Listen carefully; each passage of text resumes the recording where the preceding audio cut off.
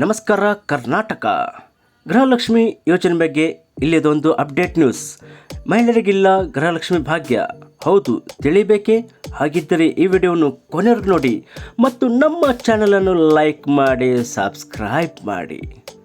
ಬನ್ನಿ ಈಗ ಗೃಹಲಕ್ಷ್ಮಿ ಯೋಜನೆ ಬಗ್ಗೆ ಡಿಟೇಲ್ ಆಗಿ ನೋಡೋಣ. ಗೃಹಲಕ್ಷ್ಮಿ ಭಾಗ್ಯ ಇನ್ನೂ ಕ್ಯಾನ್ಸಲ್ ಆಗಲಿದೆ. ಸರ್ಕಾರದ ನಿಯಮಗಳನ್ನು ಮೀರಿ ರೇಷನ್ ಕಾರ್ಡ್ ಪಡೆದವರ ಪಡಿತರ ಚೀಟಿ ರದ್ದುಪಡಿಸಲು ಸೂಕ್ತ ಕ್ರಮ ಕೈಗೊಳ್ಳಲಾಗುತ್ತಿದೆ ಎಂದು ಹೇಳಲಾಗುತ್ತಿದೆ. ಒಂದು ವೇಳೆ ಈ ರೀತಿ ಬಿಪಿಎಲ್ ಕಾರ್ಡ್ ರದ್ದಾದರೆ ಅನ್ನಭಾಗ್ಯ ಯೋಜನೆಯ ಅಕ್ಕಿ ಹಣ ಸೇರಿದಂತೆ ಗೃಹಲಕ್ಷ್ಮಿ ಯೋಜನೆ ಹಣ ಕೂಡ ಸಿಗುವುದಿಲ್ಲ. ರೇಷನ್ ಕಾರ್ಡ್ ಸರ್ಕಾರದ ಯೋಜನೆಗಳಿಗೆ ಬಹುಮುಖ್ಯ ಪಾತ್ರ ವಹಿಸುತ್ತಿದೆ. ಆದ್ದರಿಂದ ಒಂದು ವೇಳೆ ಕಾರ್ಡ್ ರದ್ದಾದರೆ ನಿಮಗೆ ಯಾವುದೇ ಸೌಲಭ್ಯ ಸಿಗುವುದಿಲ್ಲ ಎಂದು ಹೇಳಲಾಗುತ್ತಿದೆ. ಒಂದು ವೇಳೆ ತಪ್ಪಾಗಿ ನಿಮ್ಮ ಕಾರ್ಡ್ ರದ್ದಾದರೆ ಕೂಡಲೇ ನೀವು ಆಹಾರ ಇಲಾಖೆಗೆ ತೆರಳಿ ಸೂಕ್ತ ದಾಖಲೆ ನೀಡಿ ಮತ್ತೆ ಪಡೆಯಬಹುದು. ಮತ್ತು ರಾಜ್ಯದಲ್ಲಿ ಗ್ಯಾರಂಟಿ ಯೋಜನೆಗಳಿಂದ ಆರ್ಥಿಕತೆ ಹಾಳಾಗಿದೆ, ಅಭಿವೃದ್ಧಿಗೆ ಹಣ ಇಲ್ಲ ಎಂದು ವಿಪಕ್ಷಗಳು ಆರೋಪ ಮಾಡುತ್ತಿವೆ. ಈ ಮಧ್ಯೆ ಗ್ಯಾರಂಟಿ ಯೋಜನೆಗಳ ಪರಿಶೀಲನಾ ಸಭೆಯಲ್ಲಿ ಮಹಿಳೆಯರಿಗೆ ಗೃಹಲಕ್ಷ್ಮಿ ಹಣ ಹಿಂತಿರುಗಿಸುವಂತೆ ಮನವಿಯೊಂದು ಮಾಡಲಾಗಿದೆ. ಹೌದು, ಗ್ಯಾರಂಟಿ ಯೋಜನೆಗಳ ಅನುಷ್ಠಾನ ಸಮಿತಿ ಅಧ್ಯಕ್ಷರು ಇಂಥದ್ದೊಂದು ಮನವಿ ಇಟ್ಟಿದ್ದಾರೆ. ಇನ್ನು ಗ್ಯಾರಂಟಿ ಯೋಜನೆಗಳ ಅನುಷ್ಠಾನ ಸಮಿತಿ ಅಧ್ಯಕ್ಷರಾದ ಕೃಷ್ಣಪ್ಪ ಅವರು ಶನಿವಾರ ಬೆಂಗಳೂರಿನಲ್ಲಿ ವಿಧಾನಸಭಾ ಕ್ಷೇತ್ರದಲ್ಲಿ ಮಾತನಾಡಿ ಗ್ಯಾರಂಟಿ ಯೋಜನೆಗಳ ಪರಿಣಾಮಕಾರಿ ಅನುಷ್ಠಾನದ ಬಗ್ಗೆ ಸ್ಥಳೀಯರ ಜೊತೆಗೆ ಚರ್ಚಿಸಿದ್ದಾರೆ. ಇನ್ನು ಸ್ವಯಂ ಪ್ರೇರಿತವಾಗಿ ಹಣ ನೀಡುವಂತೆ ಅವರು ಮನವಿಯನ್ನು ಮಾಡಿದ್ದಾರೆ.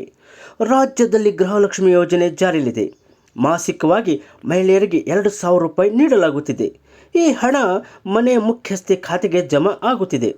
ಆರ್ಥಿಕವಾಗಿ ಸಬಲರಾಗಿರುವ ಮಹಿಳೆಯರು ತಾವು ಪಡೆಯುತ್ತಿರುವ ಗೃಹಲಕ್ಷ್ಮಿ ಯೋಜನೆ ಹಣವನ್ನು ಸರ್ಕಾರಕ್ಕೆ ಸ್ವಯಂ ಪ್ರೇರಿತವಾಗಿ ಬಿಟ್ಟು ಕೊಡಬೇಕೆಂದು ಅವರು ಗೃಹಲಕ್ಷ್ಮಿ ಫಲಾನುಭವಿಗಳಿಗೆ ಮನವಿಯನ್ನು ಮಾಡಿದ್ದಾರೆ. ಇನ್ನು ರಾಜ್ಯ ಸರ್ಕಾರ ನೀಡುತ್ತಿರುವ ಗ್ಯಾರಂಟಿ ಯೋಜನೆಗಳ ಬಗ್ಗೆ ಅಂತಾರಾಷ್ಟ್ರೀಯ ಮಟ್ಟದಲ್ಲೂ ಕೂಡ ಚರ್ಚೆ ನಡೆಯುತ್ತಿದೆ, ವ್ಯಾಪಕ ಪ್ರಶಂಸೆ ವ್ಯಕ್ತವಾಗುತ್ತಿದೆ ಎಂದು ತಿಳಿಸಿದ್ದಾರೆ. ಇನ್ನು ಗ್ಯಾರಂಟಿ ಯೋಜನೆಗಳ ಕುರಿತು ಯಾವುದಾದರೂ ದೂರುಗಳು ಬಂದಲ್ಲಿ ಅಂಥ ಫಲಾನುಭವಿಗಳಿಗೆ ತ್ವರಿತವಾಗಿ ಸ್ಪಂದಿಸಿ ಇರುವ ಸಮಸ್ಯೆಯನ್ನು ಬಗೆಹರಿಸುವಂತೆ ಕೂಡ ಅವರು ಅಧಿಕಾರಿಗಳಿಗೆ ಸೂಚಿಸಿದ್ದಾರೆ. ಇನ್ನು ನಮ್ಮ ಕರ್ನಾಟಕ ರಾಜ್ಯದಲ್ಲಿ ಗ್ಯಾರಂಟಿ ಯೋಜನೆಗಳನ್ನು ಜಾರಿಗೊಳಿಸಿದ ಸರ್ಕಾರ ಸಮರ್ಪಕವಾಗಿ ಅಭಿವೃದ್ಧಿ ಮಾಡುತ್ತಿಲ್ಲ. ಕ್ಷೇತ್ರ ಶಾಸಕರಿಗೆ ಅಭಿವೃದ್ಧಿಗೆ ಅನುದಾನ ನೀಡುತ್ತಿಲ್ಲ. ಸರ್ಕಾರ ಆರ್ಥಿಕವಾಗಿ ನಷ್ಟದಲ್ಲಿದೆ ಎಂದು ವಿಪಕ್ಷದ ನಾಯಕರು ದೂರುತ್ತಿದ್ದಾರೆ.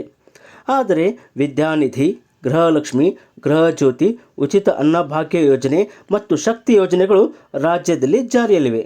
ಇವುಗಳ ಕುರಿತು ಇಂದಿಗೂ ಪರ ವಿರೋಧ ಚರ್ಚೆ ನಡೆಯುತ್ತಿವೆ. ಈಗಾಗಲೇ ಕೆಲವು ರಾಜ್ಯಗಳಲ್ಲಿ ಕಾಂಗ್ರೆಸ್ ಹೀಗೆ ಉಚಿತ ಯೋಜನೆ ಘೋಷಣೆಗಳ ಮೂಲಕ ಅಧಿಕಾರಕ್ಕೆ ಬಂದಿದೆ ಎಂದು ವಿಪಕ್ಷಗಳು ದೂರು ಮಾಡುತ್ತಿವೆ.